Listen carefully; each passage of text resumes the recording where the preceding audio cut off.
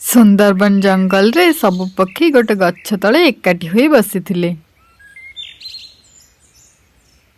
ଏବେ ତ ଶୀତ ଦିନ ଆରମ୍ଭ ହେଲା। ସେ ପୁଣି ଏତେ ଜୋରରେ, ଜଣା ନାହିଁ ଆଗକୁ ଆଉ କେତେ ଜୋରରେ ଶୀତ ହେବ। ସେତେବେଳେ ପ୍ରଚାର କରିବା ପକ୍ଷୀ ଆସି ସବୁ ଏଇଠି ପହଞ୍ଚିଗଲେ। ଶୁଣ ଶୁଣ ଶୁଣ, ସୁନ୍ଦରବନର ସବୁ ପକ୍ଷୀମାନେ ଶୁଣ, ଗୋଟେ ସୂତ୍ରରୁ ଜଣାପଡ଼ିଛି ଆସୁଥିବା କିଛି ଦିନ ମଧ୍ୟରେ ବହୁତ ଜୋରରେ ଶୀତ ହେବ। ତେଣୁ ରାଜାଙ୍କ ଆଦେଶ କି ସମସ୍ତେ ନିଜ ନିଜ ଘରକୁ ମଜବୁତ କରିନିଅ। ପ୍ରଚାର କରୁଥିବା ପକ୍ଷୀ ପ୍ରଚାର କରି ସେଠାରୁ ଚାଲିଗଲେ। ଏମିତି କଥା ଶୁଣି ସବୁ ପକ୍ଷୀ ଡରିଗଲେ।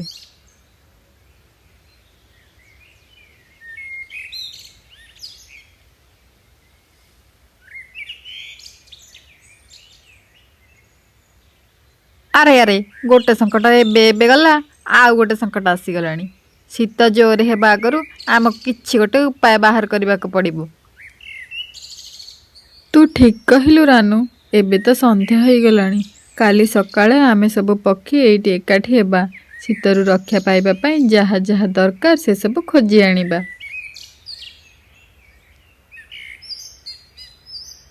ତୁ ଠିକ କହିଲୁ କୁକୁ। ଚାଲ, କାଲି ସକାଳେ ଆମେ ପୁଣି ଏକାଠି ହେବା।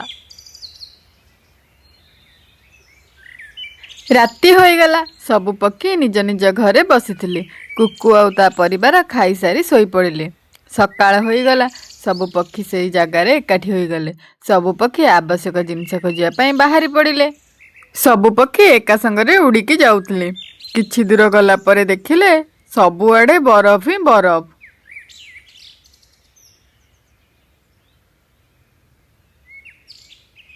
ଚାରିଆଡ଼େ ବରଫ ପଡ଼ିବା କାରଣରୁ ଶୁଖିଲା କାଠ ବି ଦେଖାଯାଉନଥାଏ।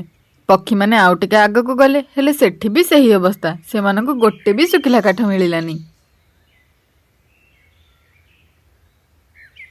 ଆଗକୁ ଆସୁଥିବା ବିପଦ ପାଇଁ କାଳୁର ଟିକେ ବି ଚିନ୍ତା ନଥିଲା, କାହିଁକି ନା କାଳୁର ଗୋଟେ ବଡ଼ ହୋଟେଲ ଥିଲା।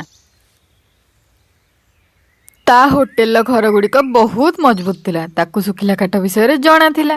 ସେଥିପାଇଁ ସେ ସବୁ ପକ୍ଷୀମାନଙ୍କ ସାଙ୍ଗରେ ଆସିଯାଇଥିଲା। ହେ ଭଗବାନ, ମରିଗଲି, ମୋ ଗୋଡ଼।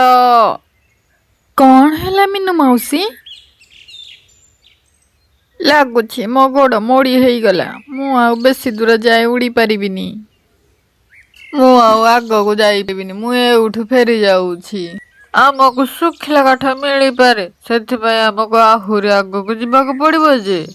କାଳୁ ଭାଇ, ଆମେ ସମସ୍ତେ ଥକି ଗଲୁଣୁ, ଆଉ ଆଗକୁ ଯାଇପାରିବୁନି। ହଁ କାଳୁ ଭାଇ, ଯଦି ଆମେ ଆଗକୁ ଯିବୁ ଆସୁ ଆସୁ ଥଣ୍ଡାରେ ଆମେ ମରିଯାଇଥିବୁ। ଚାଲ ଆମେ ଏଇଠୁ ସମସ୍ତେ ଫେରିଯିବା। ହଉ ଠିକ ଅଛି, ଚାଲ ଆମେ ଏଇଠୁ ଫେରିଯିବା। ସବୁ ପକ୍ଷୀ ନିଜ ଜଙ୍ଗଲକୁ ଫେରିଗଲେ। ଫେରିଲା ବେଳକୁ ରାତି ହୋଇଯାଇଥିଲା। ଏମିତିରେ କିଛି ଦିନ ବିତିଗଲା। ଦିନେ କୁକୁ ବଜାରରୁ ପରିବା କିଣି ନିଜ ଘରକୁ ଫେରୁଥିଲା। ସେହି ବାଟରେ ତାକୁ କାଳୁ କାଉର ହୋଟେଲ ଦେଖାଗଲା। କୁକୁ କାଳୁ କାଉକୁ ଦେଖା କରିବା ପାଇଁ ତା ହୋଟେଲକୁ ଗଲା। ଦେଖିଲା କାଳୁ କମ୍ବଳ ଘୋଡ଼େଇ ହୋଇ ଶୋଇଛି। କୁକୁ କାଳୁକୁ ଡାକିଲା। କାଳୁ ଭାଇ, ଓ କାଳୁ ଭାଇ, ଉଠ। କାଳୁ ନିଦରୁ ଉଠିଲା। ଆରେ କୁକୁ, ତୁ ଆଜି କେମିତି ଆସିଛୁ? ମୁଁ ବଜାରରୁ ଆସୁଥିଲି, ଭାବିଲି ଟିକେ ଦେଖା କରିଦେଇ ଯିବି। ମୁଁ ତ ଭାବୁଥିଲି ତମକୁ ଟାଇମ୍ ନଥିବ ମୋ ସହ କଥା ହେବା ପାଇଁ। ତମ ହୋଟେଲରେ ଜୋରରେ ଗରାଖ ଥିବେ ନା, ସେଥିପାଇଁ। ହଁ, ମୁଁ ବି ଭାବୁଥିଲି ଜୋରରେ ବେପାର ହେବ ବୋଲି, ହେଲେ ସବୁ ଘର ଫାଙ୍କା ପଡ଼ିଛି। କୁକୁ ଆଉ କାଳୁ କାଉ ମିଶି ପୋଷ୍ଟର ଲଗେଇଦେଲେ। କମ୍ ପଇସାରେ ଘର ମିଳୁଥିବା ଦେଖି ସବୁ ପକ୍ଷୀ କାଳୁ ହୋଟେଲରେ ଆସି ରହିଲେ। ରାତିରେ ସେମାନେ ନିଆଁ ଜାଳି ପାର୍ଟି କରିଲେ। ଏହି ଖବର ଆର ଜଙ୍ଗଲ ଚୋର ପକ୍ଷୀ ଜାଣିପାରିଲେ କି ଶୀତରୁ ରକ୍ଷା ପାଇବା ପାଇଁ ସବୁ ପକ୍ଷୀ ହୋଟେଲରେ ରହୁଛନ୍ତି। ସେମାନେ ଯୋଜନା କରିଲେ ଯେ ସବୁ ପକ୍ଷୀଙ୍କ ଘରୁ ଚୋରି କରିବେ। ଏପଟେ କାଳୁ ହୋଟେଲରେ ସବୁ ପକ୍ଷୀ ଆରାମରେ ରହୁଥିଲେ, ଆଉ ଚୋର ପକ୍ଷୀ ସମସ୍ତଙ୍କ ଘରୁ ସବୁ ଜିନିଷ ନେଇଯାଉଥିଲେ। ଏମିତି ସେମାନେ ସବୁ ପକ୍ଷୀଙ୍କ ଘରୁ ସବୁ ଜିନିଷ ନେଇଗଲେ। ଶୀତ କମିବାକୁ ଲାଗିଲା। ସବୁ ପକ୍ଷୀ ନିଜ ନିଜ ଘରକୁ ଫେରିଲେ। ଘରକୁ ପଶିବା ମାତ୍ରେ ଦେଖିଲେ ସବୁ ଜିନିଷ ଚୋରି ହୋଇଯାଇଛି। ପୁରା ଜଙ୍ଗଲରେ ସମାଚାର ଖେଳିଗଲା। ଏ ଖବର ରାଜାଙ୍କ ପାଖରେ ପହଞ୍ଚିଗଲା। ରାଜା ଓ ତାଙ୍କ ସିପାହୀ ସେ ଜାଗାରେ ଆସି ପହଞ୍ଚିଗଲେ।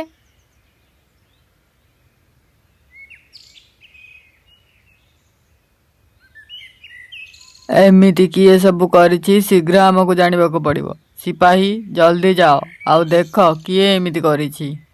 ସେହି ସମୟରେ କୁକୁକୁ ଆର ଜଙ୍ଗଲ ଚୋର ପକ୍ଷୀଙ୍କର ପର ଆଉ ଗୋଟେ ଚେନ୍ ପଡ଼ିଥିବାର ଦେଖାଗଲା। ସେ ରାଜାଙ୍କୁ କହିଲା, ରୁହନ୍ତୁ ମହାରାଜ, ଇଏ ଦେଖନ୍ତୁ, ଇଏ ତ ଆମ ଜଙ୍ଗଲର କୋଉ ପକ୍ଷୀଙ୍କର ନୁହେଁ, ଆଉ ଏ ଚେନ୍ ବି।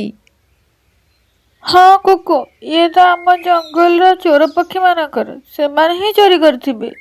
ଆଚ୍ଛା, ଏମିତି କଥା। ମୁଁ ଏବେ ଆର ଜଙ୍ଗଲ ରାଜାଙ୍କ ସହ କଥା ହେଉଛି। ସେ ଚୋର ପକ୍ଷୀକୁ ଦଣ୍ଡ ଦିଆଯିବ। ନା ନା ମହାରାଜ, ସେମାନେ ଏମିତିରେ ମାନିବେନି। ସେମାନଙ୍କୁ ପ୍ରମାଣର ସହ ଧରିବାକୁ ପଡ଼ିବ। ହେଲେ କେମିତି କୁକୁ? ମତେ ଟିକେ ଭାବିବାକୁ ସମୟ ଦିଅନ୍ତୁ ମହାରାଜ। ଏପଟେ ସବୁ ଚୋର ପକ୍ଷୀ ଚୋରି ଜିନିଷକୁ ରଖିବା ପାଇଁ ଜାଗା ଖୋଜୁଥିଲେ। ସେବେ ଚୋରଙ୍କ ସର୍ଦ୍ଦାର କହିଲା, ଶୁଣ ସାଙ୍ଗମାନେ, ଏ ଚୋରି ଜିନିଷ ରଖିବା ପାଇଁ ଆମକୁ ଗୋଟେ ଜାଗା ନିହାତି ଦରକାର। ସର୍ଦ୍ଦାର, ମୁଁ ଶୁଣିଛି ଆର ଜଙ୍ଗଲର କାଳୁ କାଉର ଗୋଟେ ହୋଟେଲ ଅଛି। ଆମେ ସେଇ ହୋଟେଲରେ ସବୁ ରଖିଦବା। ଠିକ ଅଛି, ଚାଲ ସମସ୍ତେ। କିଛି ସମୟ ପରେ ରାତି ହୋଇଗଲା। ସବୁ ପକ୍ଷୀ ନିଜ ନିଜ ଘରେ ଶୋଇପଡ଼ିଲେ। କାଳୁ ବି ତା ହୋଟେଲରେ ଶୋଇଥିଲା। ହଠାତ୍ କିଏ ତା ହୋଟେଲର କବାଟ ବାଡ଼େଇଲା। କାଳୁ କବାଟ ଖୋଲି ଦେଖେ ତ ସେଇ ଚୋର ପକ୍ଷୀ ତା ହୋଟେଲରେ ଘର ଭଡ଼ା ନେବା ପାଇଁ ଆସିଛନ୍ତି। କାଳୁ ଜାଣିଗଲା କି ସେ ବ୍ୟାଗରେ ସେମାନେ ସେ ଚୋରି ଜିନିଷ ହିଁ ରଖିଛନ୍ତି। ସେତେବେଳେ ସେ ତାଙ୍କୁ କିଛି କହିଲା ନାହିଁ, ଆଉ ଘର ଦେଲା ରହିବା ପାଇଁ। ଯେମିତି ସେମାନେ ଶୋଇଲେ, କାଳୁ ଘର ସବୁ କବାଟ ବାହାରୁ ବନ୍ଦ କରିଦେଲା। କାଳୁ ସାଙ୍ଗେ ସାଙ୍ଗେ ଯାଇ ରାଜା ଆଉ ଜଙ୍ଗଲର ସବୁ ପକ୍ଷୀଙ୍କୁ ଡାକି ଆଣିଲା।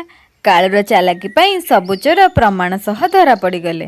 ସୁନ୍ଦରବନର ସବୁ ପକ୍ଷୀ ନିଜ ଜିନିଷ ଫେରି ପାଇଲେ।